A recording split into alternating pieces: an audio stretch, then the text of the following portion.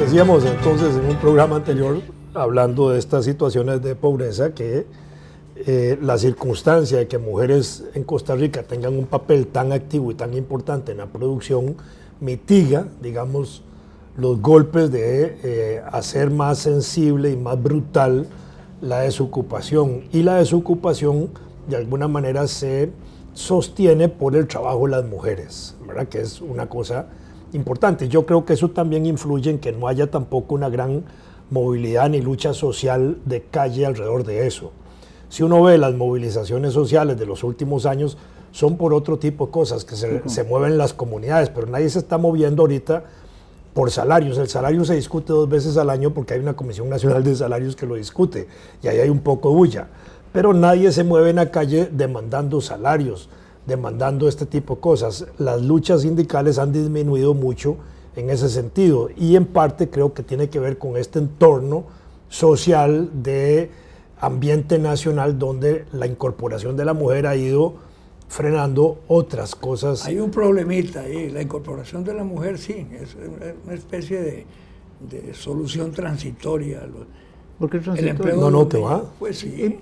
Claro. No, pero es No, decir, esa es definitiva. Bueno, ok, pero el uso de los niños, que los ponen a pedir limosna y los ponen a pero vender cositas. yo quisiera ver qué eso es otro porcentaje. problema. Eso es cierto. ¿Serio? Sin embargo, ha desaparecido mucho de las calles la visión de niños en las calles pidiendo como antes. Sí, sí, sí. Yo creo que es importante eso señalarlo. No, ahora no piden, ahora trabajan, los tienen trabajando. Bueno, todavía hay una explotación infantil Sí, importante, hay sí, una claro. Pero hay que ver el caso de los niños callejeros, esto que yo quisiera... Hay un doble concepto de calle, el niño de la calle y el niño en la calle.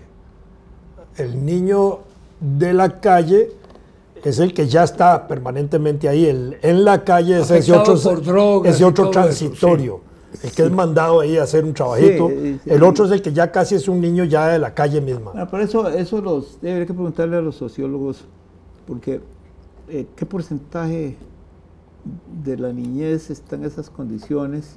Lo cual no sería motivo para tranquilizar a nadie, ¿verdad? Es decir, el fenómeno yo sí toqué el tema importa. a propósito de lo de la mujer, que sí es otro fenómeno que a mí, por lo menos, yo no sé, a mí todo lo de los niños me afecta notablemente, me siento mal.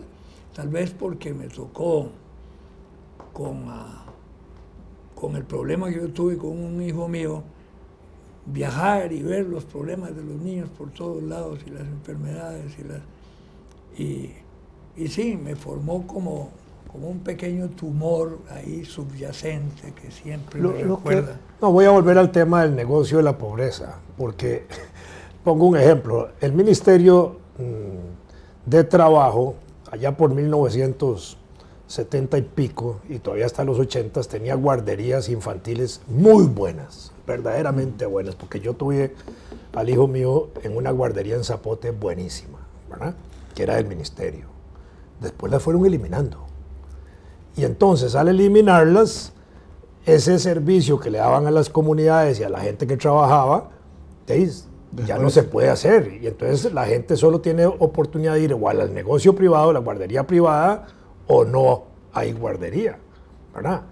Si nosotros volviéramos a las guarderías estatales, por Ministerio de Trabajo, con colaboración incluso del sector privado, que el sector privado podría ser estimulado para que las haga y hasta deduzca de sus impuestos lo que invierte en ellas, aún teniéndolas en sus propias empresas, en sus fábricas, etcétera. Aulas en las fábricas y en empresas con maestros oficiales, para que las madres y los padres puedan llevar sus hijos ahí a las aulas únicas. Sí, porque es una limitante para trabajar. Claro, entonces eso resolvería problemas de abandono de niñez, de niños en la calle, etcétera, porque no es justo, digamos, que un país como el nuestro, que se precia desde 1869 con nuestro presidente Jesús Jiménez, que declaró la enseñanza gratuita, obligatoria y costeada por el Estado, que haya miles de niños que no van a la escuela, que abandonan la escuela y que abandonan el colegio, cuando también estaba declarada la obligatoriedad hasta el 3er año, me parece, de colegio. Entonces, el Estado debería ser responsable de eso. Decía... Y incluso asumir, digamos, una especie, vamos a decirlo, de de patria potestad estatal. Ya el Estado tiene la patria potestad a Por lo través menos del patronato, subsidiaria, a través del claro. Patronato Nacional Sí, de la claro, Infancia sí. para muchos efectos, pero en materia educativa asumir la responsabilidad de que todos los niños vayan a las escuelas con seguridad. Cuando me parece que en el gobierno de José María Figueres, ¿verdad? Se quitó la ayuda escolar de dar los útiles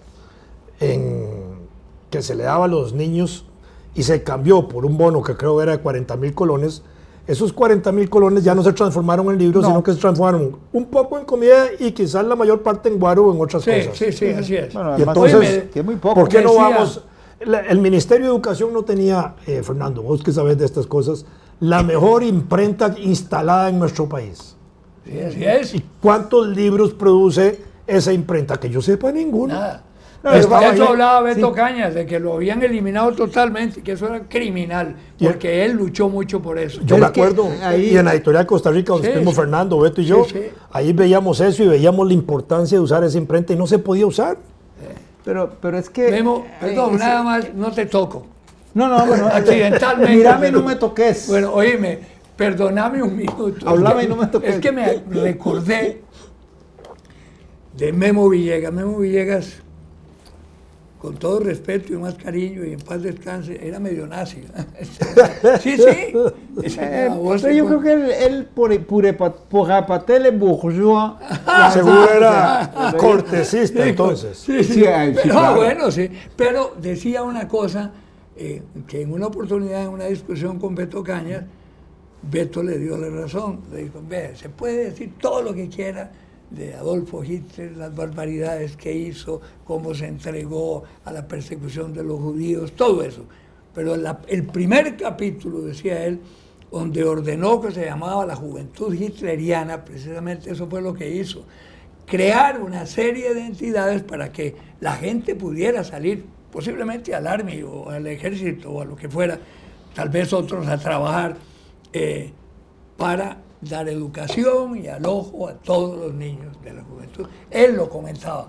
Y efectivamente Beto dijo, sí, yo he leído algo de eso. Bueno, Corea del Norte, a propósito de Corea del Norte, que es un gobierno, digamos, que no goza de mucha simpatía. Sí, Sí, que se le da. Bajo Kim Il-sung, el primer líder comunista de esa república, El abuelo de esto. y después de el abuelo del actual, y después de la guerra de Corea, que termina en el 53, ahí quedaron miles de huérfanos. Y el Estado coreano los adoptó. Por eso mucha gente ahí terminaba llamándose Kim, para todo para arriba. sí.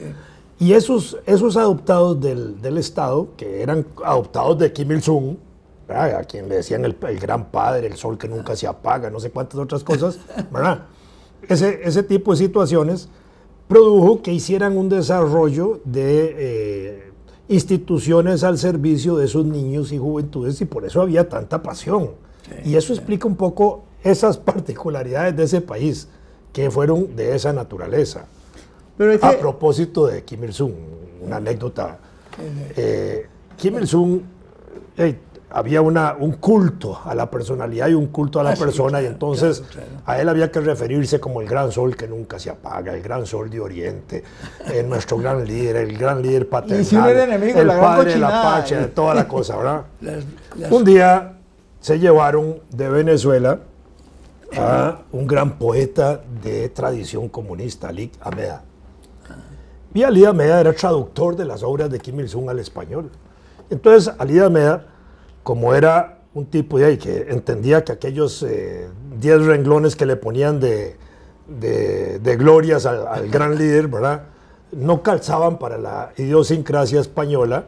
Entonces sí, empezó a traducir el gran líder de Corea, el gran líder del pueblo coreano, y le quitaba como 6 o 7 renglones de Quitaba de soles, loas sí. y apagó el sol y todas esas cosas, ¿verdad? Hasta que los coreanos se dieron cuenta.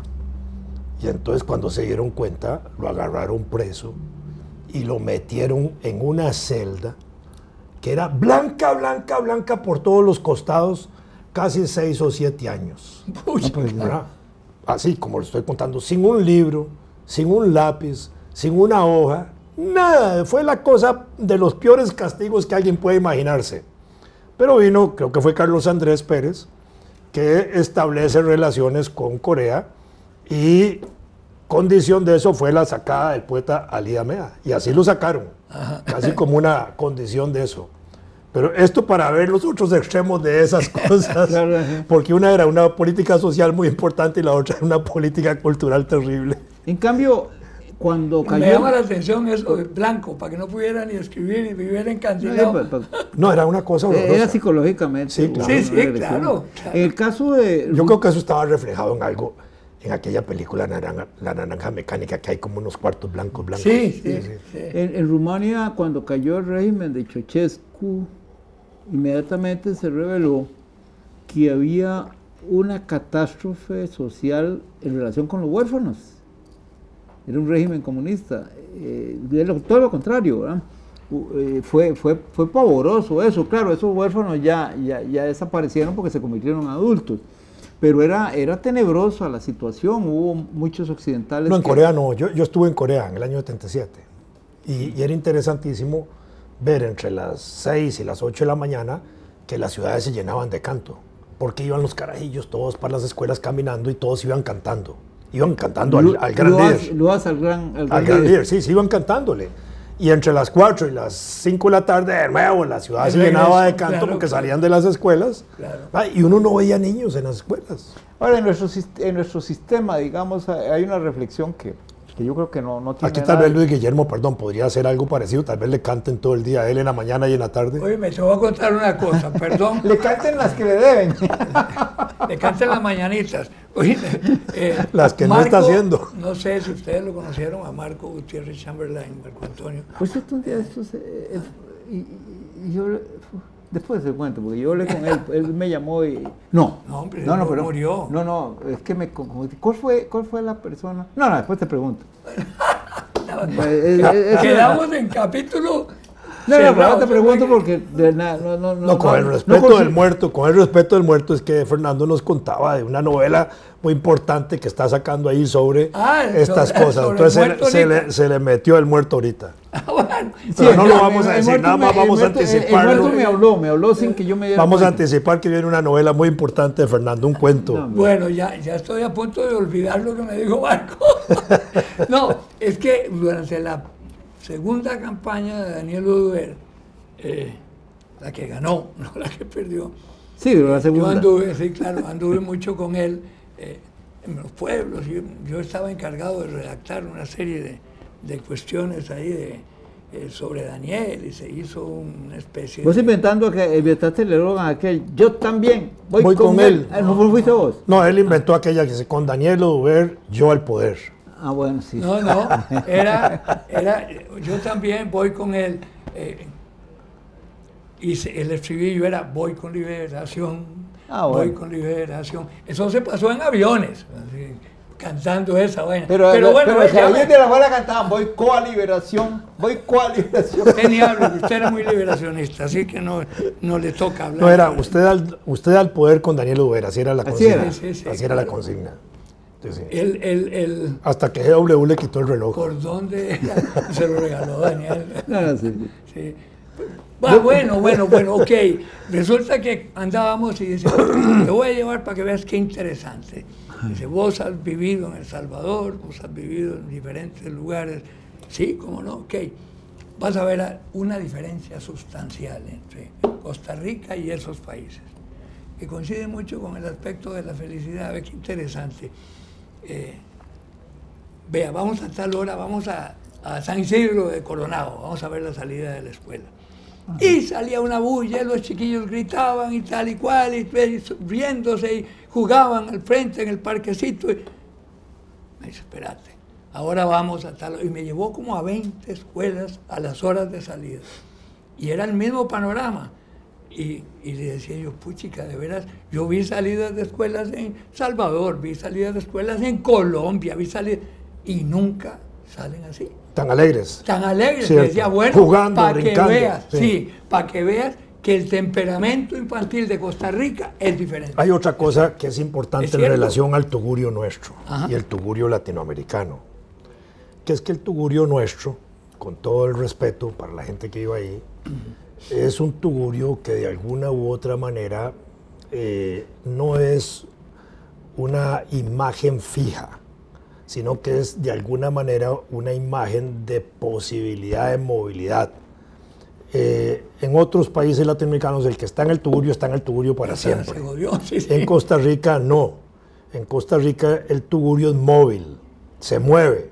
Primero se mueve del centro de la ciudad hacia la periferia constantemente. En el centro de la ciudad nosotros no tenemos tugurios salvo esa zona que está ahí por Tibás, esa zona. Es la única. En el resto está más bien tirado siempre hacia la periferia. Pero además, eso fue el triángulo de la solidaridad. desde el punto de vista del tugurio ahora, el tugurio nuestro es un tugurio que tiene vida, en el sentido de que tiene elementos vitales. Por ejemplo, antenas de televisión. Pero esa es la parte tecnológica. Sí, más bueno, bien los elementos como las macetas, las flores, los cuadros que se sacan de revistas y se pegan, sí, sí. Pisos limpios, etcétera. Yo creo que este es un elemento que le da vida. En otros lugares, en América del Sur, por ejemplo, los tugurios no tienen esos elementos vitales. No hay ni flores, ni hay elementos que produzcan un grado de felicidad emocional. Exactamente, son sitios para ir a dormir y punto. O para habitar ahí permanentemente. Este es un asunto interesante. Me recuerdo aquella tira cómica del dibujante uruguayo, ¿cómo se llamaba? Quino, no. No, no es argentino. Caray. El de que escribía el Cuarto Reich, que tenía una serie, el Cuarto Reich. En una de esas se ve un tugurio, uruguayo, obviamente. Así, de noche, ¿verdad? Con las sin luz y todo eso. Y entonces, de pronto hay un policía que le dice a alguien, ¡alto! ¿Quién vive? Una combinación para que... Y entonces se abre una ventana y sale un uruguayo y dice, a esto le llama vida usted. Pero vos sabés que Uruguay, claro, es uno de los países de la América del Sur donde menos vi tugurio yo. Sí, porque en Venezuela, ¿te acordás? No, en Venezuela donde uno pone los ojos ve tugurios. Pero por todos lados ahí era no hay. una cosa horrible. Es el paisaje. Sí, es en el Caracas. paisaje. Sí, Caracas. Bueno, pero en Brasil, todo el pedazo aquel que le llaman ellos, hasta lo bautizaron diferente. ¿Cuál es la diferencia entre Carioca y Fluminense? ¿Cómo? ¿Cuál es la diferencia? Sí. Y hay cariocas. Ya no das con preguntas tan raras. ¿Cuál es la diferencia entre Carioca y Fluminense? A ver, son dos equipos de fútbol. Pero ¿sabes qué? Creo que sean por las ciudades. Que pasa lo mismo que en Buenos Aires. Entre bonaerense Y Rioplatense. porteño. Y porteño, sí, claro.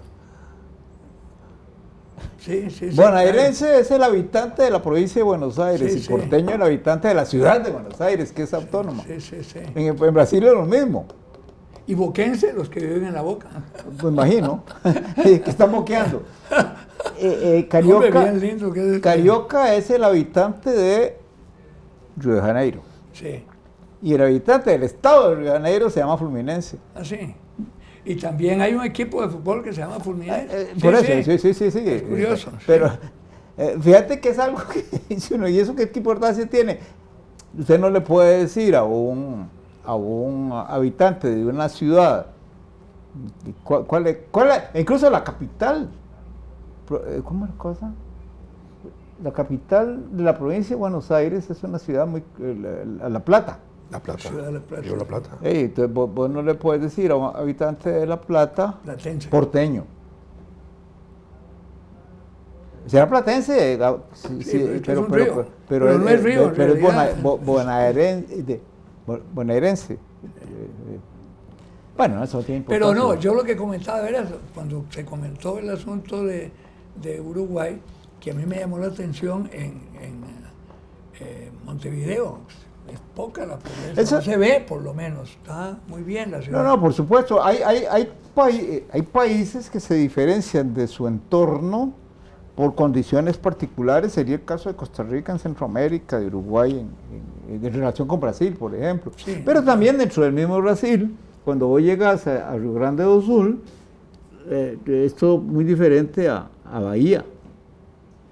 Y eso Marcha es- dos zapateros. un vuelo de Salvador Bahía a una, ¿cómo se llama? Otra ciudad que ahí me tocó hacerlo, produce un gran impacto porque uno encuentra una diferencia, Enorme. por lo menos en lo que se ve, muy grande, y es el mismo estado, por lo menos, digo, el mismo país, ¿verdad? ¿Qué tirada con ese país y estado y nación, ¿verdad? Que se usan como... Nación es un concepto casi poético, involucra Sí, sí, sí, sí. no solo el territorio, periodístico y todo. Sí, tiene una serie de connotaciones de veras diferentes. No, pero... A mí no es periodístico, yo caigo de no, idiota. lo que... No, de veras. El país es el territorio y sus habitantes, así fríamente calculado, como decía. La nación ya involucra pero ahora se otras trata cosas. ahora de... Y hay naciones, la guanacasteca, la alajuelense, sí, la de sí, Pérez sí, Celedón, No hay- así como hay puntos, el punto guanacasteco, el punto sancarleño, el punto de El punto de Pérez vista. Celedón, El punto de vista. porque el punto es un género musical. El punto y coma. No, pero Yo tenía una es columna. que vos, Yo me acuerdo. vos no pescaste la intención mía. A ver, ¿cuál era tu No, intención? lo que pasa es que Ya no te da la gana. el caso de la palabra país es una de esas que si te pones a hacer una definición te vas toda la semana hablando. Porque país es básicamente es un concepto geográfico. Y entonces, yo puedo decirte que hay... ¿Qué te digo? Moravia en Europa es un país diferente a Bohemia. Sí, sí, claro. Bueno, usted cambia y dice, ¿de qué me estás hablando? Moravia es un país, sí es un país diferente. Geográficamente hay una... y por eso la palabra país es traicionera. Es un problema de límites en un mapa, ¿verdad? Eso Es como el país de Palmares que surge solo en esta época. El País Vasco, dice usted y lo entiende, ¿no? Bueno, ahí sí que hay que aterrizar.